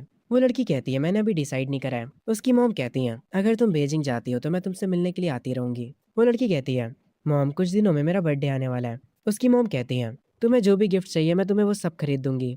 पर पता नहीं क्यों ये लड़की गुस्से में होती है और वो कहती है, मॉम मुझे कुछ भी नहीं चाहिए, मैं बस चाहती हूँ कि आप मेरे साथ रहें। उसकी मॉम थोड़ा निराश होती है और कहती हैं, चिंचिंग मॉम को बिजनेस ट्रिप के लिए जाना है, और वो भी कल सुबह। वो लड़की कहती है, रहने दीजिए मुझे अब आदत हो गई है। ये कहकर वो लड़की अपने रूम में चली जाती है और सोने की कोशिश करने लगती है। अगली सुबह वो उठती है और खिड़की से बाहर देखने लगती है, पर उसका ये पूरा घर अकेला होता है। वो तो इसे घर भी नहीं कह सकती। वो जब डाइनिंग टेबल पर जाती है तो उसे एक लेटर मिलता है जिसमें उसकी मॉम उसे सॉरी बोल रही होती है बिजनेस ट्रिप पर जाने के लिए। चिंग चिंग उस कागज को फाड़ देती है और उसे कूड़े में फेंक देती है और अकेले बैठकर अपना नाश्ता करती है। और उसके बाद वो गिटार बजाने की प्रैक्टिस करती है। उसे ऐसा महसूस होने लगा था जैसे इस पूरी दुनिया में वो अकेली है। तभी यहाँ पर कोई अपनी कार से आता है और अंदर जाकर उस लिविंग रूम में उस लड़की को गिटार बजाते हुए देखता है। वो जो औरत यहाँ पर आई है वो कुछ भी नहीं बोलती और शांति से उस लड़की को देखती है। उसे थोड़ा उस लड़की के लिए बुरा लगता है। अगला दिन भी सेम होता है। घर में कोई भी मजा नहीं। वो जो औरत यहाँ पर आई थी वो घर में अपना काम करना शुरू कर देती है, पर वो उस लड़की को बिल्कुल भी डिस्टर्ब नहीं करती। दोनों अपने अपने काम से मतलब रखते हैं। वो लड़की शोएन के बारे में सोचने लगती है। तभी वो जो काम करने वाली औरत होती है वो लड़की उससे कहती है, मुझे आज बाहर जाना है। वो औरत कहती है, तुम्हें कहाँ बाहर जाना है? सीन शिफ्ट होता उसी पार्क में जहाँ पर वो लड़की शोएन से मिली थी। वो कह रही होती है, वो लड़का उस दिन के बाद से इस पार्क में नहीं आया, मैं बस किस्मत से उससे मिल गई थी। वो औरत जो उस लड़की के साथ आई होती है वो कहती है, अब हमें घर चलना चाहिए। पर वो लड़की कहती है, चलो कुछ पीने चलते हैं, मुझे एक बार बियर ट्राई करनी है। वो औरत कहती है, मैं एक ऐसी जगह को जानती हूँ जहाँ ज्यादा भीड़ नहीं होती। वो लड़की कहती है, चलो चलते हैं। सीन शिफ्ट होता है शोएन की शॉप पर। वेट्रेस बॉस से कहती है, आज भी वो सिंगर नहीं आया। बॉस कहती है, अरे कोई दिक्कत की बात नहीं है, हमारे पास यहाँ हमारा एक छोटा सिंगर भी तो है। शोएन कहता है, मेरी तरफ ऐसे मत देखो, मैं अभी भी एक बच्चा हूँ। वो वेट्रेस कहती है, हाँ क्यों नहीं, बस कुछ 100 महीने पुराने बच्चे। तभी यहाँ पर वो गिटार वाली लड़की आती है। शोयन उसे देखते ही पहचान जाता है। शोयन को ऐसा कहते देख शोयन की बॉस उससे पूछती है, क्या तुम दोनों एक दूसरे को जानते हो? शोयन कहता है, हम एक दूसरे को जानते हैं और नहीं भी, हम बस कुछ दिनों पहले ही मिले थे। ये कैसा इत्तेफाक है, हम दोबारा से मिल गए। शोयन और चिंग चिंग दोनों ही एक दूसरे को देखने के बाद काफी सरप्राइज होते हैं। जब वो सब एक टेबल पर बैठ जाते हैं तब शोयन उन्हें ड्रिंक्स ला कर देता है। बॉस शोयन से कहती है, क्या तुम आज कोई गिटार नहीं बजाने वाले? चिंग चिंग इस बात पर अपना सिर हिलाती है, जैसे वो शोयन से कह रही हो कि गिटार बजाओ। शोयन कहता है, ठीक है आज मैं गिटार बजाऊंगा, बस मुझे देखते जाइए, और मैंने सुना है कि आज रात कैश प्राइजेस भी हैं। बॉस कहती है, चिंता मत करो, तुम्हें प्राइजेस जरूर मिलेंगे। ये सुनने के बाद वहां से चला जाता है गिटार बजाने के लिए। वो जाकर स्टेज पर बैठ जाता है, और जब वो गिटार बजा रहा था सारे लोग आपस में बातें कर रहे थे। चिंग चिंग अपना ग्लास उठाती है, वो ड्रिंक को लेकर काफी क्यूरियस होती है। वो एक छोटी सी सिप लेती है। वो अपने मन में सोचती है, आखिर लोगों को ये क्यों पसंद है, ये ड्रिंक बेकार है। चिंग चिंग को ऐसा देखकर वहाँ की बॉस कहती है, क्या हुआ, तुम्हें पसंद नहीं आया? चिंग चिंग अपना सर हिलाती है। बॉस कहती है, इसी को तो ड्रिंक कहते हैं, सबको ये शुरू में बेकार लगती है पर फिर बाद में अच्छी लगने लगती है। शोयन मस्त अपना स्टेज पर गाना गा रहा होता है। चिंग चिंग के साथ जो औरत आई होती है वो शोयन को देखकर अपने मन में कहती है, आखिर ये इस गाने को इतने इमोशंस के साथ कैसे गा पा रहा है, ये तो अभी काफी छोटा है। वो शोयन को देख रही होती है। गाना खत्म होते ही शोयन स्टेज से नीचे आता है। उसकी बॉस कहती है, तुम भी आओ हमारे साथ ड्रिंक करो, तुम्हारा ग्लास उधर रखा है। ये सुनने के बाद शोयन खुश हो जाता है, पर वो गलती से जाकर चिंग चिंग का ग्लास उठा लेता है और उसे पी भी लेता है और उसे एक ही बार में खत्म भी कर देता है। बॉस इसे देखकर काफी हैरान हो जाती है। वो एक ऑकवर्ड स्माइल करने लगती है। चिंग चिंग ब्लश करने लगती है, उसके गाल पूरे लाल हो जाते हैं। वो तुरंत उठकर वॉशरूम की तरफ जाने लगती है। वो जो औरत चिंग चिंग के साथ आई थी उसका नाम वोंग है। वोंग शोन को बताने ही जा रही होती है कि उसने अभी क्या करा है, पर वो सिचुएशन को देखकर रुक जाती है। बॉस शोन से कहती है, तुम्हें क्या लगता है वो लड़की कैसी है? वो काफी सुंदर है ना? शोन कहता है, हाँ वो काफी सुंदर है, मुझे बुरा लग रहा है कि वो बात नहीं कर सकती। ये सुनते ही वोंग कहती है, तुम क्या बात कर रहे हो, वो बस ज्यादा बोलती नहीं है, पर वो बोल सकती है। तभी चिंग चिंग वॉशरूम से आती है और वोंग से कहती है, चलो चलते हैं। उसकी आवाज सुनने के बाद शोन कहता है, इसकी तो आवाज भी प्यारी है। बॉस शोयन से कहती है, जाओ इन्हें बाहर तक छोड़ कर आओ। शोयन कहता है, मैं समझ गया। शोयन उन्हें उनकी कार तक छोड़ने जाता है। वो चिंग चिंग के लिए कार का गेट भी खोलता है। शोयन चिंग चिंग से कहता है, रात में बाहर मत निकला करो, ये थोड़ा डेंजरस होता है। चिंग चिंग कहती है, मुझे तो तुम डेंजरस लगते हो, क्या तुम अपनी बात कर रहे हो? अभी अंदर शॉप में तुम मुझे घूरे जा रहे थे, यहाँ तक कि तुमने मेरे ग्लास से ड्रिंक किया। शोयन थोड़ा निराश होता और कहता है, ठीक है मैं मान लेता हूँ कि मैं तुम्हें देख रहा था, पर मुझे नहीं पता था कि वो तुम्हारा ग्लास है। चिंग चिंग कुछ नहीं कहती और यहाँ से चली जाती है। शोयन पीछे खड़े उसकी कार को जाते हुए देख रहा होता है। तभी हम कार के अंदर का सीन देखते हैं। चिंग चिंग हंस रही होती है और कहती है, तुम कितने बेवकूफ हो, तुमने सच कितनी जल्दी बोल दिया। हम देखते हैं शोयन को काफी बुरा लगता है, पर वो कुछ बोल भी तो नहीं सकता था। वो वापस से शॉप के अंदर जाता है। उसकी बॉस उससे पूछती है, क्या तुमने उसकी वीचैट की आईडी ली? शोयन कहता है, यार उसके बारे में बात मत करो, वो पक्का मुझे ठरकी समझ रही होगी। बॉस कहती है, मैंने तुम्हें इतनी अच्छी अपॉर्चुनिटी दी थी फिर भी तुम कुछ नहीं कर पाए। शोयन कहता है, अरे यार कोई बात नहीं, वैसे भी मुझे ये सब नहीं करना है। ये सुनने के बाद उसकी बॉस हंसती है। सीन शिफ्ट होता है शोयन के घर पर। उसकी मॉम उससे पूछती है, तो आखिर तुम्हारी समर जॉब है क्या, तुम हर दिन घर देर से आते हो? शोयन कहता है, मैं बार में एक मेल मॉडल बन के काम कर रहा हूँ। ये सुनते ही उसके पेरेंट्स काफी हैरान हो जाते हैं। उसकी मॉम काफी गुस्सा होती है और कहती हैं, तुम्हें पढ़ाने के लिए मैंने इतनी मेहनत करी है और तुम एक ऐसी जॉब कर रहे हो, अब से मुझे मॉम मत कहना। तभी शोयन कहता है, मेरी सैलरी 8,000 है। सैलरी सुनते ही उसकी मॉम का बिहेवियर एकदम से बदल जाता है और वो कहती हैं, आखिर काम तो काम होता है, तुम्हें वो बस ईमानदारी से करना चाहिए। हम सब मेहनत करके पैसे कमाते हैं तो इसमें कोई बुरी बात नहीं है।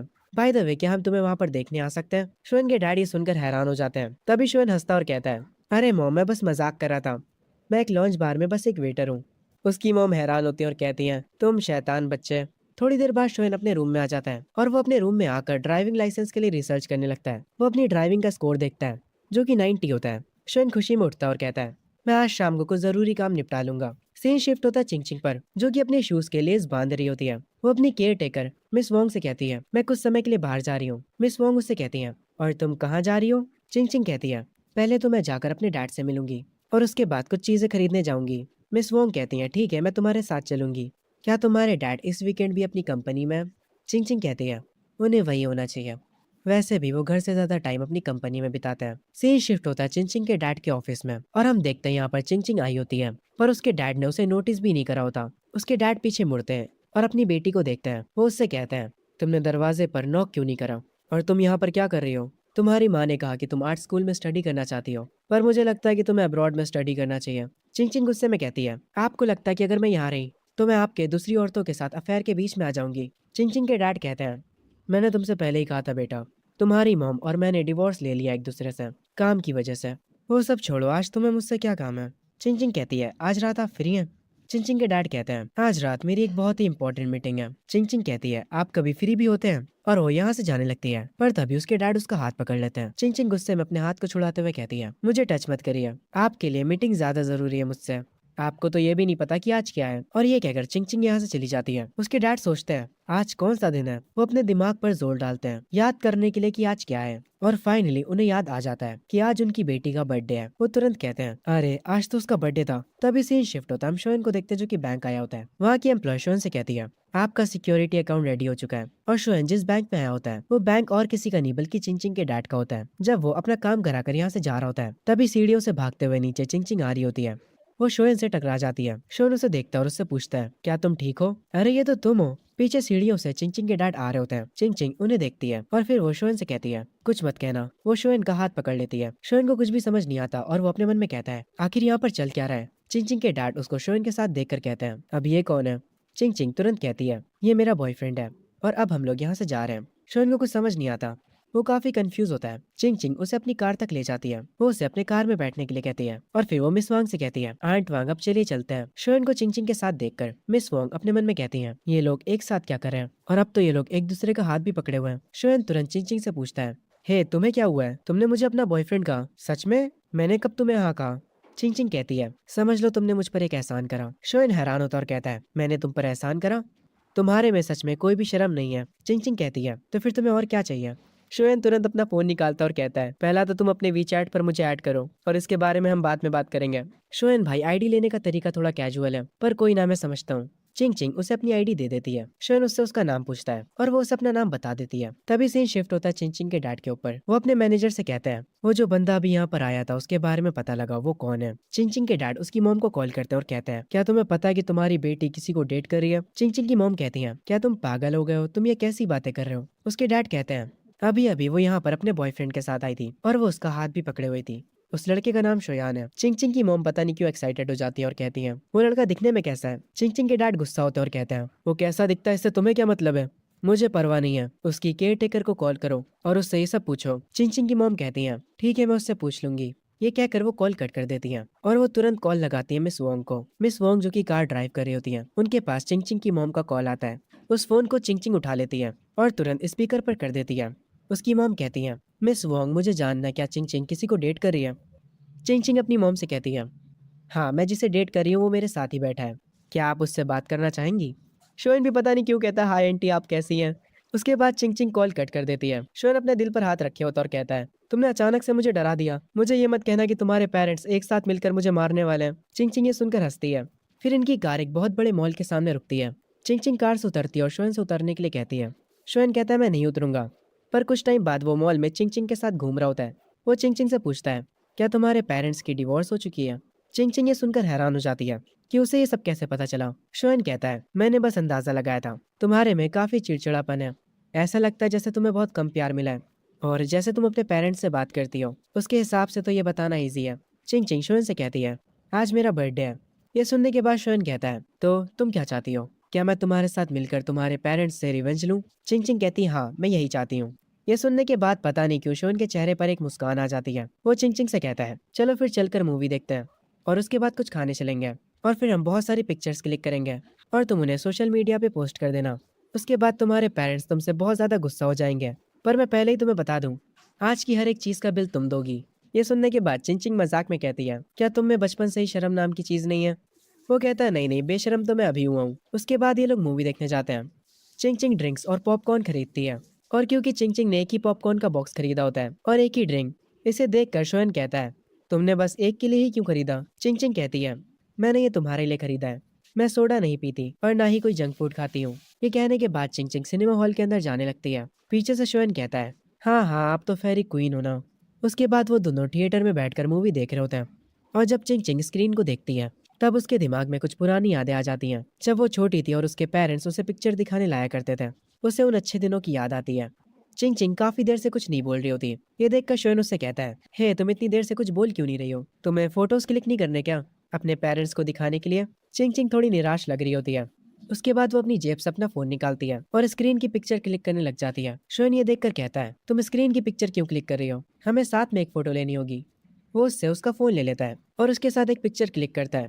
पर फोटो खींचते ही चिंग चिंग उससे दूर हो जाती है। उस फोटो को देखने के बाद शोन थोड़ा उदास होता है और कहता है, अगर तुम्हें फोटो नहीं खिंचवानी तो ठीक है, तो मत खिंचाओ।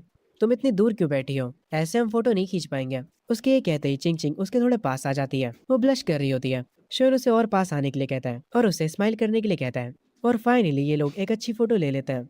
तभी जो मूवी ये लोग देखने आए थे वो स्टार्ट हो जाती है। जैसे ही मूवी शुरू होती है शोन सो जाता है। चिंग चिंग अपनी और शोन की पिक्चर को देखती है और फिर वो शोन को सोते हुए देखती है। और क्योंकि अब शोन सो चुका है इसीलिए वो उन दोनों की फोटोज को देखकर स्माइल कर सकती है। वो तुरंत अपना सोशल मीडिया खोलती है और उस फोटो को बिना किसी कैप्शन के पोस्ट कर देती है और अपने अकाउंट से किसी को भी हाइड नहीं करती है। उसकी मॉम जो कि अपनी बिजनेस ट्रिप पर अपने लैपटॉप पर बैठी काम कर रही होती हैं, उनके पास नोटिफिकेशन आता है कि चिंग चिंग ने कुछ पोस्ट करा है। वो तुरंत उसके पोस्ट को चेक करती हैं और वो हैरान रह जाती हैं। वो तुरंत चिंग चिंग को कॉल करती हैं पर चिंग चिंग का फोन नहीं लगता। उसकी मॉम तुरंत अपने मैनेजर से कहती हैं, मेरे वापस जाने की टिकट तुरंत बुक करो।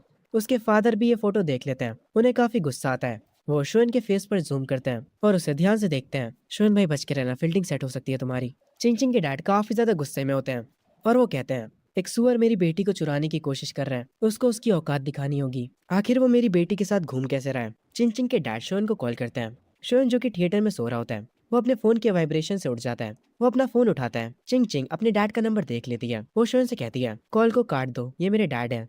शोन अपने फोन की तरफ देखता और कहता है, उन्हें मेरा नंबर कहाँ से मिला। अरे हाँ, मुझे याद आया, वो बैंक के प्रेसिडेंट है, वो किसी का भी नंबर निकलवा सकते हैं। तभी शोन को शौक लगता है। वो कहता है, अरे हाँ, तुम्हारे डैड तो प्रेसिडेंट है। और उसके बाद वो काफी खुश हो जाता है और कहता है, शायद से अब वो मुझे अपने पास बुलाएंगे और मुझे 1 मिलियन या शायद से 10 मिलियन देकर कहेंगे, मेरी बेटी से दूर हो जाओ, मैंने ये सब मूवीज में होते देखा है। शोन की ये बात सुनकर चिंग चिंग हंसने लग जाती है और कहती है, सपने देखना बंद करो। शोन कहता है, तुम्हें क्या लगता है मैं उनसे पैसे ले लूंगा। चिंग चिंग कहती है, तो क्या तुम्हारा पैसे लेने का इरादा है। शोन कहता है, अरे यार, मिलियन तो दूर की बात है, अगर वो मुझे $1000 भी देंगे तब भी मैं दूर चला जाऊंगा। चिंग चिंग ये सुनने के बाद हल्का सा उसे मारती है। उसके बाद वो लोग थिएटर से निकल आते हैं। इन लोगों ने मूवी देख ली होती है और फोटोज भी ले लिए होते हैं। शोन कहता है, अब मैं घर जा रहा हूँ। चिंग चिंग कहती है, तुम डिनर पे नहीं चलोगे मेरे साथ। शोन कहता है, अभी तो मेरा पेट भरा है, वैसे मुझे ये बताओ तुम कौन से कॉलेज जाने वाली हो। चिंग चिंग सोच में पड़ जाती है। शोन कहता है, ठीक है, भूल जाओ मैंने कुछ पूछा, वैसे मैं शंघाई में जा रहा हूँ। चिंग चिंग कहती है, मैं वॉशरूम होकर आती हूँ। शोन वहाँ खड़ा रहकर उसका वेट करता है। वो इधर उधर देख रहा होता है। तभी उसे कुछ गेमिंग मशीन दिख जाती हैं। वो उन मशीन्स के पास जाते हुए सोच रहा होता है, मेरी पास्ट लाइफ में मैंने टैडी निकालने की कितनी कोशिश करी थी ताकि मैं मंग्याओ को इम्प्रेस कर सकूं, पर मैं बार बार फेल हो जाता था। पर जब आखिरकार मैं सक्सेस हो गया तो उसे उस टॉय से कोई फर्क ही नहीं पड़ा। शोन जो था वो यहाँ पर खड़े होकर एक टॉय को बाहर निकाल लेता है। तभी चिंग चिंग आ जाती है। शोन वो प्लशी उसे दे देता है। वो कहता है, ये तुम्हारा बर्थडे गिफ्ट है।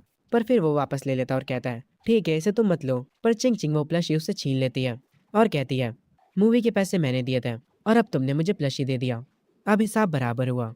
शोएन भी कहता है, हाँ ठीक है, चलो अब यहाँ से चलते हैं। शोएन चिंग चिंग को उसकी कार में बैठा देता है और उसे बाय बोलता है। मिस वांग जो कि कार के अंदर बैठी होती है वो कहती है, तुम्हारी मॉम का मुझे कॉल आया था, वो आज रात वापस आ रही हैं और शायद से तुम्हारे डैड भी आएंगे।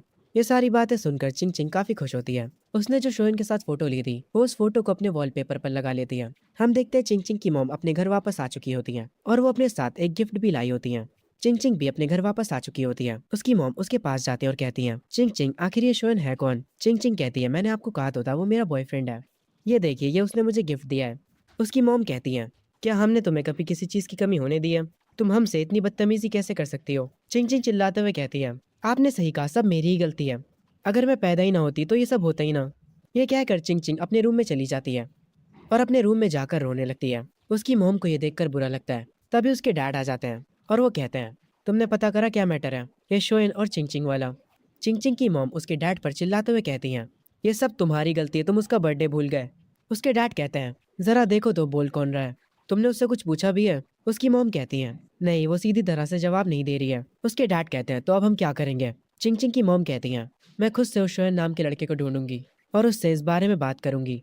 सीन शिफ्ट होता है शोएन के ऊपर जो कि अपनी शॉप पर होता है और वो चैट पर चिंग चिंग से ही बात कर रहा होता है। वो उससे कह रहा होता है, मुझे अब रिग्रेट हो रहा है, मुझे तुम्हारे साथ डिनर कर लेना चाहिए था, अब मुझे काफी भूख लग रही है। चिंग चिंग भी अपने घर पर अपने पेरेंट्स के साथ डाइनिंग टेबल पर होती है। चिंग चिंग उसके मैसेज का रिप्लाई करते हुए कहती है, तुम्हारे साथ यही होना चाहिए था, अब तुम भूखे ही रहो। खैर फिर भी वो शोयन से पूछती है, अच्छा बताओ मुझे तुम क्या खाना चाहते हो। तभी शोयन को उसकी बॉस बुलाती है, पर फिर भी शोयन फोन में लगा होता है। उसकी बॉस कहती है, तुम्हारे सामने कस्टमर्स हैं, बाद में बात कर लेना। शोयन जल्दी से फोन को छोड़कर कस्टमर्स के पास जाता है। सीन शिफ्ट होता है चिंग चिंग के घर पर। उसके बर्थडे का जो केक बचा था। चिंग चिंग मिस वोंग से कहती है, आंटी वोंग आप इस केक को उस बार में पहुंचा दीजिए जहां हम गए थे। ये सुनने के बाद चिंग चिंग के पेरेंट्स कहते हैं, तुम ये केक किसके पास भेज रही हो। चिंग चिंग कहती है, शोयन के पास। ये सुनकर उसके मॉम डैड हैरान हो जाते हैं। सीन शिफ्ट होता है। आंट वांग उस केक को लेकर शोयन की शॉप पर आ जाती है। शोयन की बॉस कहती है, देखो तो जरा कौन आया है। आंट वोंग कहती है, हाँ मैं कुछ डिलीवर करने आई हूँ। शोयन कहता है, आंट वोंग आप आ गई। आंट वोंग कहती है, चिंग चिंग ने मुझसे कहा था कि मैं इस केक को तुम तक पहुंचा दूं। ये सुनने के बाद शोयन थोड़ा शॉक होता है और वो कहता है,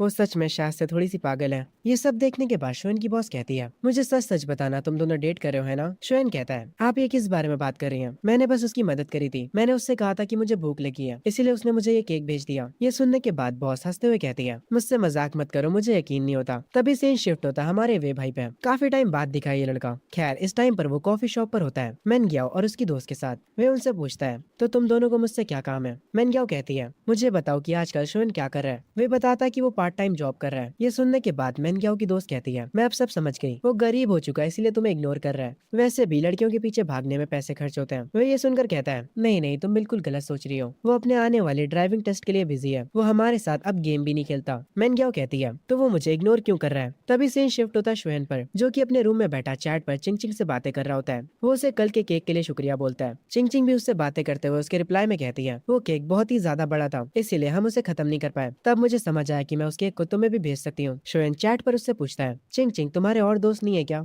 ये सुनने के बाद चिंग चिंग थोड़ा शांत हो जाती है और कहती है, तुम्हें इससे क्या मतलब। शोयन कहता है, ऐसा लगता है मैंने सच बोल दिया, कल के केक की वजह से मैं तुमसे अच्छे से बोल रहा था, मैं तुम्हारा एक अच्छा दोस्त बन सकता हूँ। चिंग चिंग कहती है, तुम्हारा शुक्रिया पर इसकी जरूरत नहीं है। शोयन अपने बेड पर लेट जाता है और पूछता है, तुम क्या कर रही हो। चिंग चिंग बोलती है, तुम्हारा इससे क्या मतलब है। शोयन कहता है, मैं बस क्यूरियस हूँ तुम्हारे जैसे अमीर बच्चे अपना टाइम पास कैसे करते हैं। वो कहती है कि मैं कॉमिक्स पढ़ती हूँ, क्या तुम्हें भी वो पसंद है। शोयन कहता है, हाँ मुझे बहुत पसंद है। शोयन कहता है, मैंने जो कॉमिक्स पढ़ी है वो तुमने भी कभी नहीं पढ़ी होंगी। ये सुनने के बाद चिंग चिंग कहती है, आखिर तुम ऐसा क्या पढ़ रहे हो। शोयन कहता है, मैं तो एच मानवा पढ़ता हूँ। ये सुनने के बाद चिंग चिंग उसे ठरकी बोलती है। तभी सीन वापस से वे पर शिफ्ट होता है। वो गुस्से में मेनग्याओ से कहता है, पहले शोयन हर जगह तुम्हारा पीछा किया करता था, पर क्या तुमने कभी उस पर ध्यान दिया है। ये सुनने के बाद मेनग्याओ की दोस्त कहती है, तुम लड़कों को लगता क्या है, अगर तुम हमें अच्छे से ट्रीट करो तो हम तुम्हें हाँ कर देंगे। ये सुनते ही वे कहता है, अगर वो तुम्हें पसंद नहीं था तो तुम्हें उसे रिजेक्ट कर देना चाहिए था, पर तुम उसका फायदा उठाती रही, तुम उससे भी बातें करती रही और उसी टाइम पर तुम दूसरे लड़कों के साथ भी फ्लर्ट कर रही थी। आखिर इसमें तुम्हें मजा क्या आता है। मेनग्याओ की दोस्त कहती है, तुम ये क्या क्या कह रहे हो। वे अपनी कॉफी को उठाते हुए कहता है, तुम प्ले गर्ल्स ऐसे ही बात करती हो। तभी हम शोयन के डैड को देखते हैं, जो कि अपनी चाय के मजे लेते हुए न्यूज़पेपर को पढ़ रहे होते हैं। तभी यहाँ पर शोयन आ जाता है। वो अपने डैड से कहता है, डैड मुझे आपसे कुछ बात करनी है। उसके डैड कहते हैं, अगर तुम्हें पैसे चाहिए तो अपनी माँ से मांग लो। ये कहकर वो वापस से चाय पीने लगते हैं। शोयन कहता है, असल में मुझे ड्राइविंग स्कूल के लिए साइन अप करना है। ये सुनने के बाद उसके डैड कहते हैं, मुझसे पैसे मत मांगो, मैं बहुत गरीब हूँ। पर तभी शोयन एक अजीब सी स्माइल के साथ कहता है, अरे डैड वो बाथरूम की सीलिंग वहाँ पर भी तो शायद पैसे थे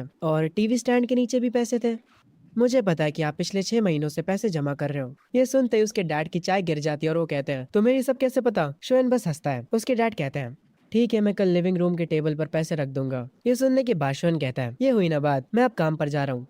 तभी वापस से सीन वे पर आता है। वो मैन ग्याओ और उसकी दोस्त से कहता है, तुम लोग पागल हो, पता नहीं किस तरह का लॉजिक इस्तेमाल कर रहे हो। मैन ग्याओ वे से कहती है, शोयन को मत बताना कि तुम मुझसे मिले थे और मुझे बताओ कि वो कहाँ पर काम करता है। वे उसकी बातों का जवाब नहीं देता और उसे इग्नोर करके यहाँ से जाने लगता है। वे अपनी ही बातों में लगा हुआ था। वो सोच रहा था, यहाँ की दूध वाली चाय अब पहले जैसी नहीं रही। मेनग्याओ की दोस्त मेनग्याओ से कहती है, तुम ज्यादा सोचना बंद करो, कॉलेज में और भी क्यूट क्यूट लड़के मिलेंगे। शोयन को तुम्हें खोने के बाद पछतावा जरूर होगा। मेनग्याओ कहती है, मैं बस ये जानना चाहती हूँ कि वो अचानक से क्यों बदल गया। तभी सीन शिफ्ट होता है चिंग चिंग की मॉम के ऊपर, जो कि शोयन के बार के सामने पहुंच चुकी होती है। वो आंट वांग को कॉल करती है और कहती है, मैं उस लड़के के बार के पास आ चुकी हूँ, अगर चिंग चिंग बाहर निकले तो मुझे तुरंत बता देना। ये कहकर वो फोन रख देती हैं। वो उस बार के अंदर जाने लगती हैं। वो बार के अंदर जाते ही बॉस को और एक वेट्रेस को देखती है और उस बार के अंदर सिर्फ एक ही लड़का होता है जो कि काम कर रहा होता है। उस लड़के को तुरंत देखते ही चिंग चिंग की मॉम समझ जाती है कि यही लड़का उनकी लड़की का बॉयफ्रेंड है। उसकी मॉम उससे जाकर कहती है, तुम्हारा नाम शोयन है ना।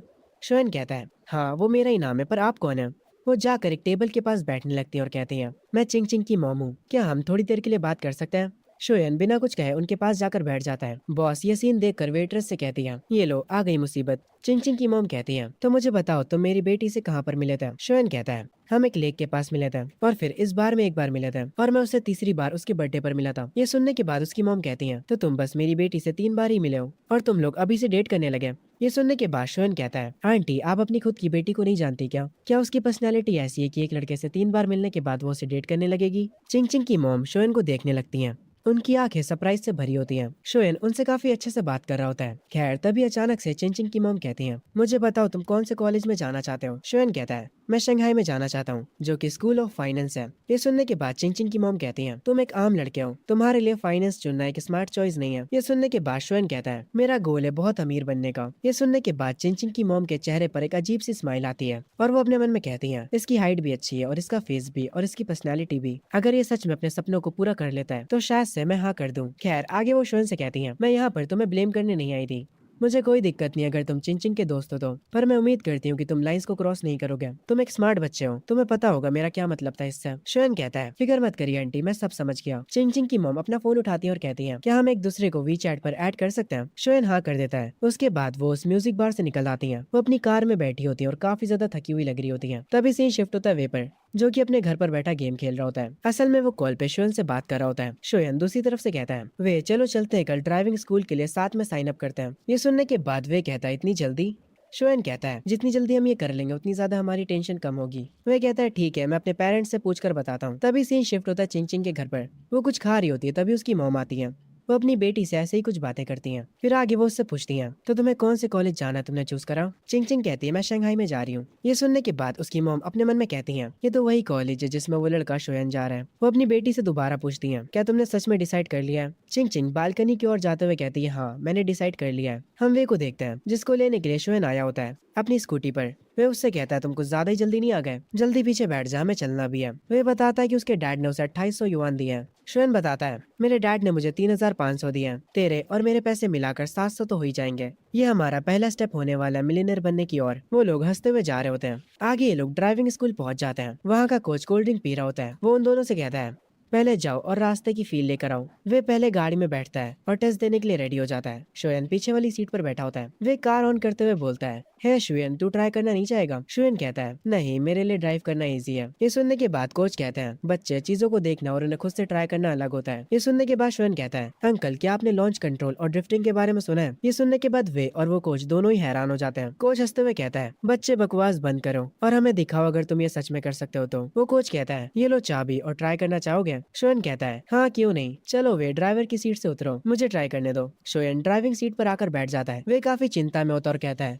शोयन क्या तुम सच में ये कर लोगे? तुम हमें ठोक तो नहीं दोगे ना कहीं? शोयन कहता है, रिलैक्स कर यार, तुझे पता तो है मैं अपनी जान जोखिम में नहीं डालता मजे के लिए। चलो अंकल अब मैं तुम्हें दिखाता हूँ लॉन्च कंट्रोल। वो कोच कहता है, अगर तुमने रिवर्स में पार्किंग कर ली तो तुम यहाँ पर आकर कभी भी प्रैक्टिस कर सकते हो। शोयन कार को ऑन करता है और एक ही ट्राई में रिवर्स पार्किंग कर लेता है, जिसे देखकर वो कोच हैरान रह जाता है और वे भी। वो उससे कहता है, शोयन क्या तुम छुप छुप कर कार चलाना सीख रहे थे? शोयन कहता है, नहीं यार मुझ में बस नेचुरल टैलेंट है। ये कहकर वो दोनों टेस्ट देकर बाहर आ जाते हैं। वे अभी तक हैरान होता और कहता है, तुमने साइन अप करते ही रिवर्स पार्किंग कर ली, तुम कमाल के हो यार। अगर तुम पास हो गए और मैं फेल हो गया तो ये काफी शर्म की बात होगी। शोयन कहता है, अरे नहीं यार तुम भी पास हो जाओगे और फिक्र मत करो, तुम्हें और भी मौके मिलेंगे मेरे सामने एम्बेरस होने के। तभी शोयन को किसी को कॉल आता है। वो कॉल को उठाता है और कहता है, कौन बोल रहा है? और वो कॉल असल में चिंग चिंग के फादर का होता है। शोयन उनसे कहता है, अंकल मेरी पहले ही चिंग चिंग की मदर से बात हो चुकी है, क्या आपको किसी और चीज के बारे में बात करनी है? तभी चिंग चिंग के फादर कहते हैं, क्या तुम आज शाम फ्री हो? मुझे तुमसे कुछ बात करनी है, मुझे बस अपना एड्रेस भेज दो, मैं तुम्हें लेने के लिए एक ड्राइवर को भेज दूंगा। शोयन उन्हें बता देता है कि वो ड्राइविंग स्कूल में अभी, और ये कहकर वो फोन रख देता है। वे उससे आकर पूछता है, किसका फोन था भाई?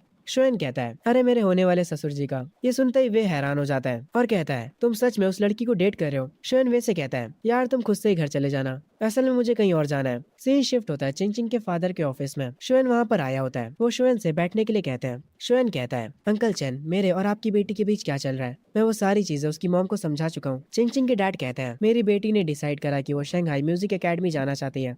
मैं चाहता हूँ कि तुम अलग कॉलेज को चूज करो, पर इस बात पर शोयन मना कर देता है। चिंग चिंग के डैड कहते हैं, इतनी जल्दी ना मत बोलो, अगर तुम मेरी बात मान लेते हो तो जब तुम ग्रेजुएट हो गए तो मैं एक अच्छी सी जॉब तुम्हारे लिए तैयार रखूंगा। शोयन को ये सुनकर थोड़ा गुस्सा आता और वो उठकर कहता है, बस बस क्योंकि मैं उस कॉलेज में जा रहा हूँ जिसमें आपकी बेटी जा रही है। आप चाहते हो कि मैं अपना कॉलेज बदल लूं? अंकल चेन, क्या आप मुझे नीचा दिखा रहे हैं? आपकी बेटी और मेरे बीच कुछ भी नहीं है। हमारी तो जल्दी एक दूसरे से बात होना भी बंद हो जाएगी। पहले मैं हमेशा उस तरह जीता था जैसे लोग कहते थे, पर अब मैं एक अलग जिंदगी जीना चाहता हूँ।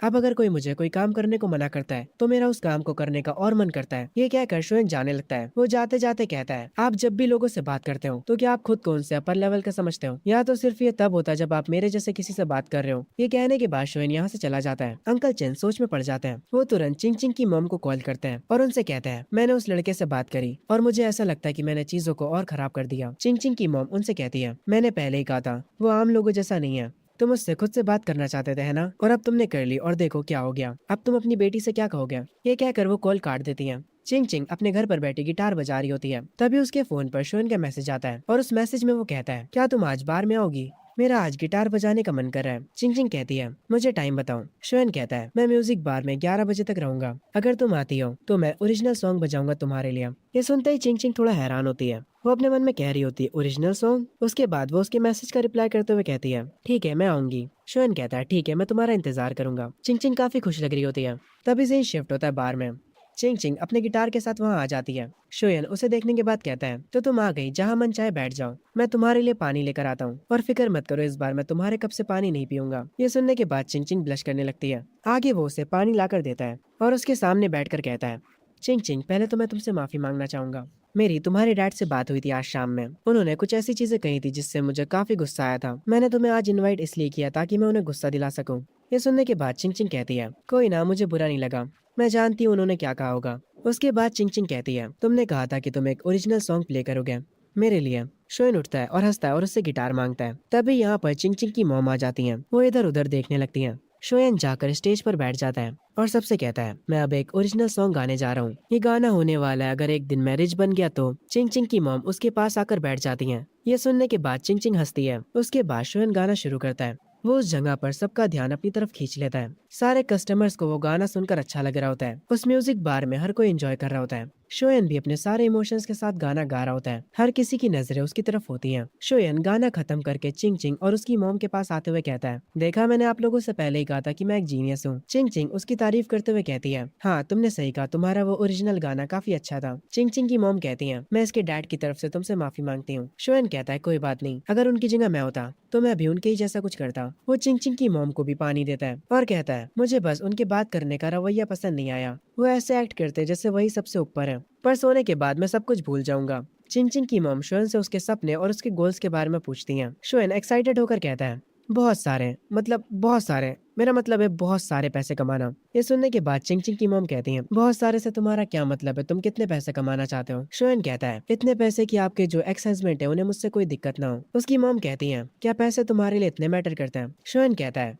गरीबों की ज्यादातर प्रॉब्लम्स पैसे ना होने की वजह से आती है और आजकल तो चीजें और खराब है। उसकी मॉम कहती है, कैसी चीजें खराब है? शोयन शर्माते हुए कहता है, अरे मेरा मतलब था जैसे शादी के रिश्ते आना और तुम्हें लड़की वाले रिजेक्ट कर देते हैं क्योंकि तुम कम पैसे कमाते हो। ये सुनकर चिंग चिंग की मॉम हंसने लगती है और वो कहती है, तो तुम्हारे हिसाब से एक अच्छा आदमी किसे कहते हैं? उसके पास कौन सी क्वालिटीज होनी चाहिए? शोएन कहता है, मैं आपको एग्जाम्पल के साथ बताता हूँ। एक बंदा है जो कि KFC से $50 का खाना खाना चाहता है। उसके हिसाब से वो खाना बहुत ही महंगा है, पर अगर वही खाना उसकी वाइफ या फिर उसकी बच्ची मांगे तो वो बिना सोचे समझे उन्हें वो खिलाएगा। एक अच्छा आदमी ये होता है। ये लोग काफी देर तक आपस में बातें करते हैं, इतनी देर तक कि ये लोग टाइम देखना भी भूल जाते हैं। आखिर में शोएन इन्हें बाहर तक छोड़ने जाता है। चिंग चिंग की मॉम को धीरे धीरे शोएन पसंद आने लगता है। वो उसे एक्सेप्ट करना स्टार्ट करने लगती है। वो शोएन से कहती है, तुम्हारे साथ बात करके काफी अच्छा लगा। अगर कभी चिंग चिंग तुमसे दोबारा मिलना चाहेगी तो फिक्र मत करो, मैं उसके साथ नहीं आऊंगी। शोएन कहता है, आंटी आप परेशान मत होइए, मैं हमेशा अपने वादे निभाता हूँ। ये सुनने के बाद चिंग चिंग और उसकी मॉम कार में जाकर बैठ जाते हैं। शोयन खिड़की पर कहता है, चिंग चिंग तुम अपना गिटार बार में ही भूल गई। ये सुनने के बाद चिंग चिंग कहती है, तुम उस गिटार को रख सकते हो कुछ दिनों के लिए, पर हाँ मुझे वापस देना मत भूलना। वो उसे बाय बोलती है।